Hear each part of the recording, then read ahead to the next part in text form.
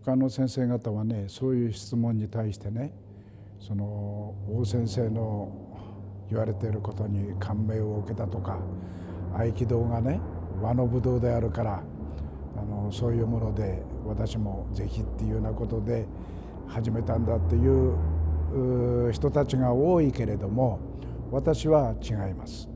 はっきり言って喧嘩して負けたくなかったから、それは私が中学1年生の時で12歳の時、1949年かな、1949年の6月1日です。ここへ、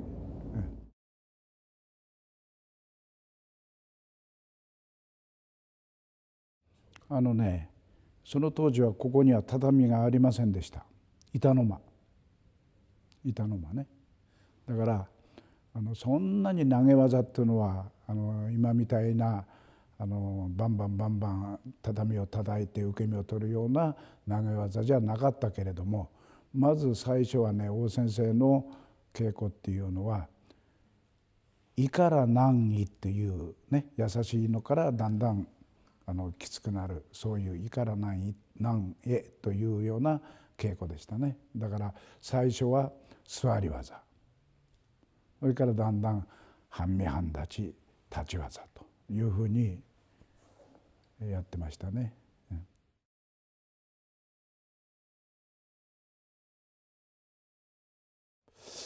こっちはね、私のいる時には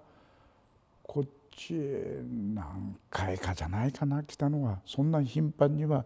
来てないと思います。私彼と稽古したのは本部道場で、私が王先生のお供で行った時に本部道場で稽古したことあるんですよ、何回かね。で私がまだ高校生の頃、アンドレ・ノケさんはがっちりしてたでしょ。それで2教なんかこうやるわけ。そうすると私聞かないわけよ。ね。で私がやると聞くんだよ。それでおかしいってわけ。彼がね、おかしいってわけよ。それで一生懸命やって、そうするとほら岸丸先生が来てね「野家さんそうじゃないんだよ、こうやるんだよ」っつって私のことギュッてやるわけだ。そういう思い出はありますよ。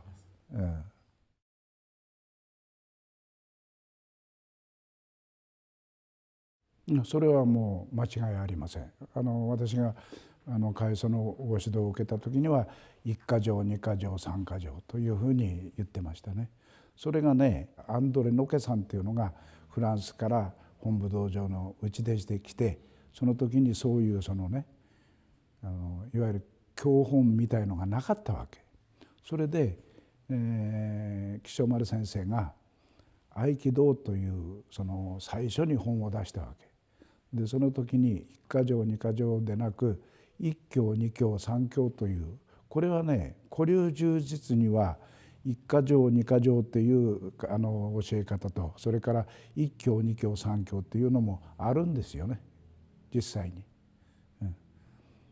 で2教というのがね、私は最初分かんなかったわけ。一教二教、教えという字書いてるんですけども分かんなかったのね。どういう字を書くのかなと思って、そして本を見たら一教二教三教という。だからあの時かな、小手返しなんかもね、小手返しはそのままかな、二教の裏なんか小手回しとかね、なんかそんな名前を使ってましたね。今はまた戻ったようですけど。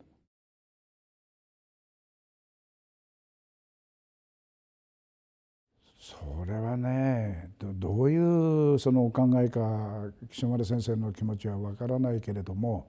やはりあれじゃないのかな。例えば大統領の時には1か条2か条っていうような、その先生の武田総学先生からいただいた巻物には1か条2か条だからね。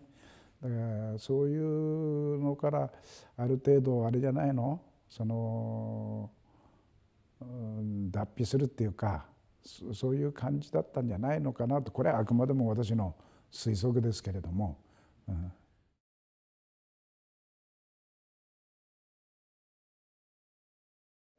その昔の例えば王先生、私がね1949年に始めた頃の技とやっぱり王先生の晩年の技っていうのは同じ、例えば一教であっても若干違ってきてるからね。で例えばほら大統領の場合は同じ一箇条であってもいろいろあるっていうけれども、合気道だってそうなんだよね。例えば一教を伝って正面打ちがあれば横面打ちもある、片手取りもあればいろいろ分かれてくるから、一教でもたくさんあるわけだ。だから基本技でも2000何百手あるっていうふうに昔はよく言ってましたけどもね。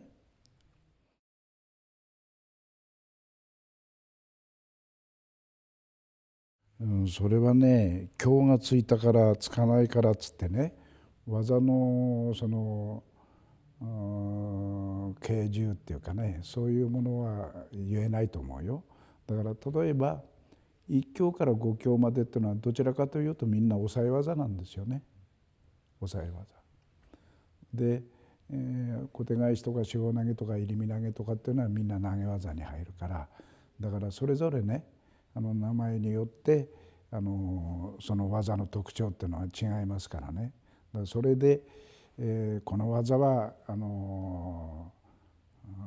なんていうの、安易な技とかこれは重要な技とか、そういうような区分けはできないと思いますね。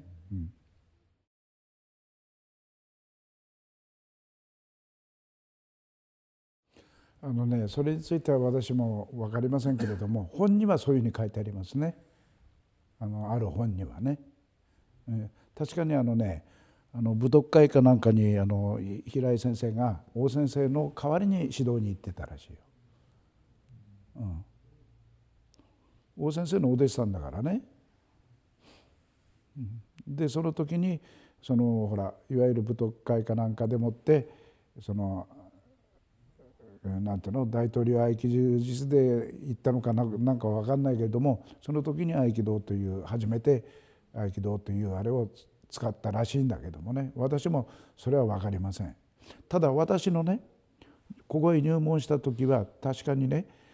財団法人合気会だったの。というのは財団法人合気会を文部省から認可されたのは昭和22年かなんか、その前に財団法人公部会っつって、それはずっと古いんですよ。それで戦後終戦後昭和22年だと思うよ。文部いわゆる今の文科省ね、前の文部省から認可されたのは昭和22年に財団法人合気会として認可されてると思う。その時にはちゃんと合気というのを使ってたわけ。それで私の門人帳に書いた門人帳の題名は大東流合気柔術門人帳って、それ私はサインしてるわけだから、その門人帳の初めの頃にはほら海軍大将の竹下勇さんとかね、そういう人の名前も載ってますよ。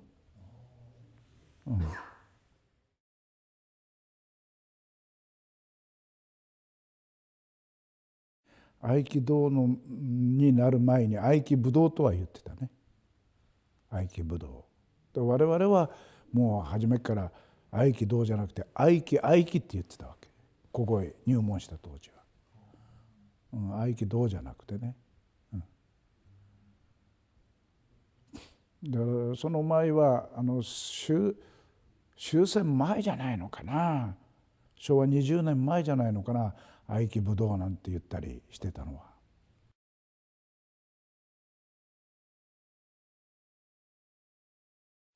それはね、やはりあれじゃないのかな、終戦っていうね、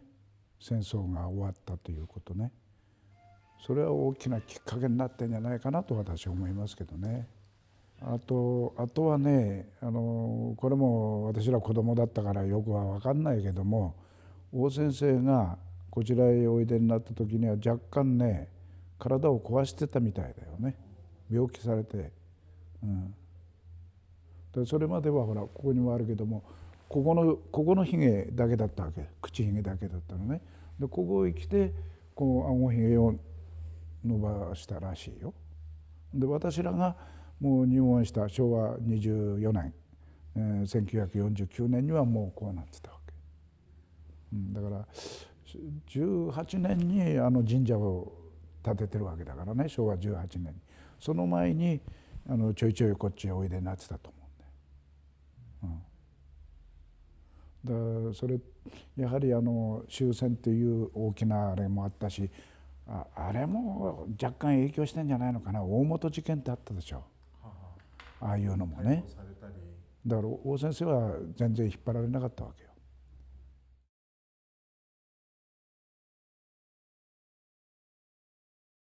例えば大先生とね塩丸先生と、比較することはできないけれども、大先生っていうのはどちらかというとね、あまりその組織っていうものに対して関心がなかったわけよ。ね、それはもうしょうがないと思うの。道なき道を開いてきたわけだから、開祖は。ところがある程度その基盤ができたところで木曽丸先生がいわゆる組織化というのに力を入れたわけですよ。もしね2代目の木曽丸先生が開祖と同じようなことをやっていたら今の合気道っていうのはなかったと思う。合気会この組織がね。だからそういう面ではものすごくその合気道会に対してね木曽丸先生の貢献度っていうのは大きいと思いますよ。だから最初例えば本を出した時も全く初めての人たちに分かってもらおうと思ってあんまり南教とか南華条とかっていうのは使わないようにして、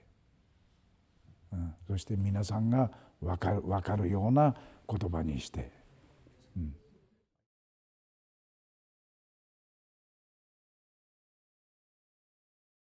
難しいね。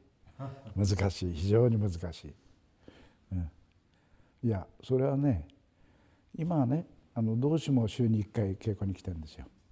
だから若先生も水曜日には稽古に来てるわけで、同志は土曜日に稽古に毎週来ることになってるけども忙しい方ですから月にそれでも1回か2回は来てんじゃないかと思うんですね。そういうふうにして来て本部とこの道場とは一体になりつつあるんだけれども、やはり若干その稽古の内容が違うんでね戸惑う人もいるわけよ。でも今のところはうまくいってんじゃないかな。だからそういうことでね、もっともっとここの指導員の連中とね本部のその指導員の連中との交流をねもっとやっていわゆるなんとかな精神的な面でも何でもね打ち解けてね話ができるような雰囲気を作っていけばいい方向へ行くとは思うんだけどもね。